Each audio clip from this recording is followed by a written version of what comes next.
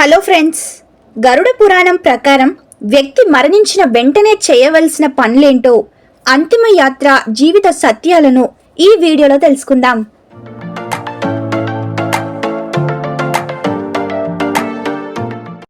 మన సనాతన ధర్మం ప్రకారం ఆత్మ జనన మరణ చక్రంలో నిరంతరం ప్రయాణిస్తూనే ఉంటుంది. మనిషి జన్మ చాలా ఉత్తమమైనది.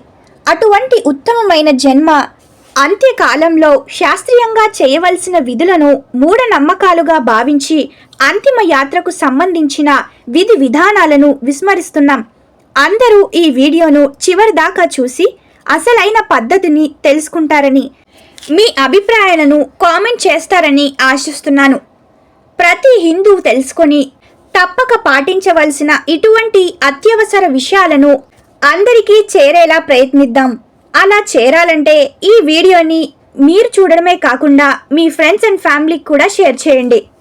వీడియోని స్టార్ట్ చేసే కన్నా ముందు మీరు మన ఛానల్ని మొదటిసారిగా చూస్తున్నారా? అయితే వెంటనే ఛానల్ని సబ్స్క్రైబ్ చేసుకోండి. ఆ పక్కనే ఉన్న బెల్ ఐకాన్ని యాక్టివేట్ చేయండి.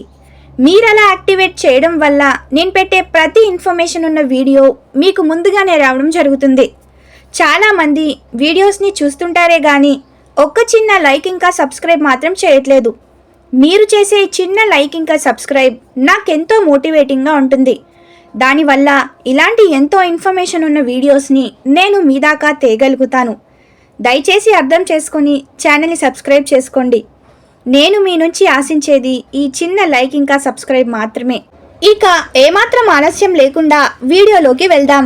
శ్రీ మహావిష్ణువును గరుత్మంతుడు ఇలా అడుగుతున్నాడు: హే భగవాన్, మృత్యువు ఆసన్నమైనప్పుడు వ్యక్తి మరణించిన వెంటనే చేయవలసిన కర్మలను వివరంగా వినాలని ఉంది, కరుణించండి అని ప్రార్థించాడు. దానికి విష్ణు భగవానుడు ఇలా చెప్పడం ఆరంభించాడు: జీవాత్మ తన కర్మభోగ కారణవశాన తన వర్తమాన శరీరాన్ని విడిచిపోతున్నప్పుడు ఆ వ్యక్తిని పేడతో బాగా అలికిన భూమిపై తిలలను కుశాసానిని పరిచి దానిపై పడుకోబెట్టాలి. నోటిలో బంగారాన్ని పెట్టి సమీపంలో తులసి మొక్కను సాలగ్రామ శిలను తెచ్చిపెట్టాలి. ఆ వ్యక్తి మృత్యువును వీలైనంత వరకు ముక్తిదాయకం చేయడానికి ఒక పద్ధతిలో సూక్తులను పాటించాలి. తరువాత చిన్న చిన్న బంగారు లేకులను మరణించిన ప్రాణి ముఖంపై, ముక్కు, ఇరు కన్నాలలో, కన్నులపై, చెవిపై అంటించాలి. రెండు చేతులలోనూ కంఠ భాగం పైన తులసి దళాలను ఉంచాలి. శవాన్ని రెండు వస్త్రాలలో చుట్టి కుంకుమతో అక్షంతలతో పూజించిన తరువాత పూలమాలతో అలంకరించాలి. అప్పుడు పుత్రులు, బంధువులంతా కలిసి ఆ శవాన్ని పుత్రులు భుజంపై పెట్టుకొని మోస్తుండగా పూర్వజనులతో కలిసి రెండవ ద్వారం గుండా బయటికి తీసుకువచ్చి శ్మశానం వైపు సాగిపోవాలి. అక్కడ పుత్రులే తూర్పు వైపు గాని ఉత్తరాభిముఖంగా గాని చితిని నిర్మించి అందులో చందన, తులసి, పలాశాది కర్రలను వెయ్యాలి. మరణాసన వ్యక్తి ఇంద్రియాలన్నీ వ్యాకులమైపోయి చైతన్యం పోయి శరీర జడమైపోతుండగా ప్రాణం అనబడే ఆత్మ యమదూతలతో కలిసి వెళ్ళిపోతుంది. అప్పుడు మృత్యునికి దివ్య దృష్టి ప్రాప్తిస్తుంది. దాని ద్వారా అతడు ప్రపంచానన్నిటినీ చూడగలుగుతాడు. దీనికి ముందు ప్రాణం పోవడం అనేదే అందరికీ ఒకేలాగా జరగదు. కొందరికది గొంతు దాకా వచ్చి చిక్కుకుపోయి నానా బాధలు పడుతుంది. శరీరం బీభత్సంగా, ముఖం వికృతంగా కదులుతాయి.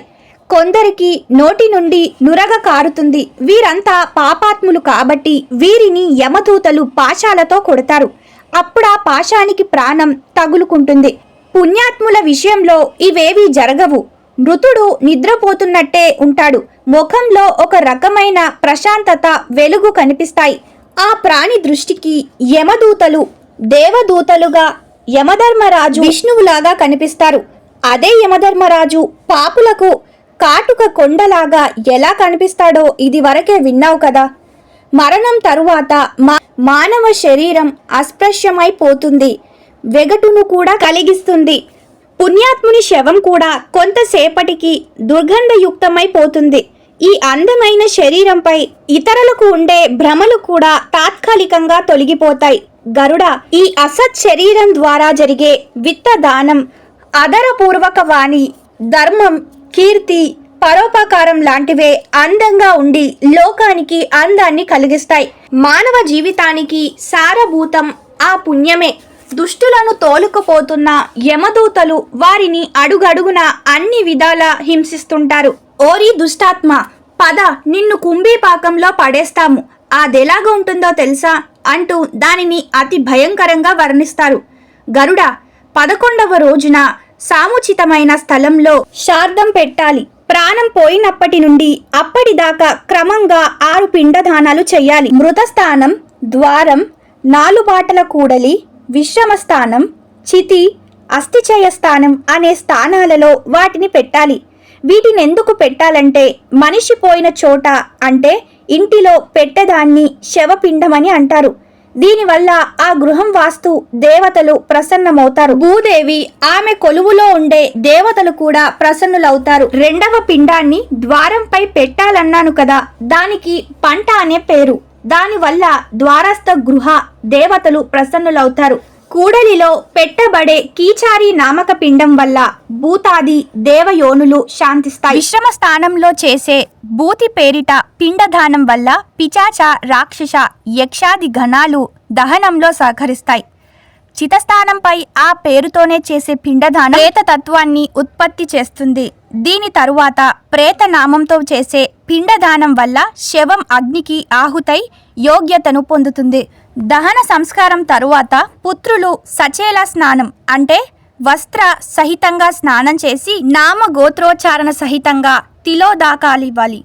అతంట అక్కడున్న గ్రామ ప్రజలందరూ గట్టిగా చప్పట్లు చారిస్తూ విష్ణునామ సంక్రీమణాన్ని కొంతసేపు చేసి తరువాత మృతకుని గుణగణాలను చర్చించుకుంటూ అతడు లేక ఆమె ఇంటికి వచ్చి ద్వారపు దక్షిణ భాగంలో గోమయాన్ని, తెల్ల ఆవాలను ఉంచాలి.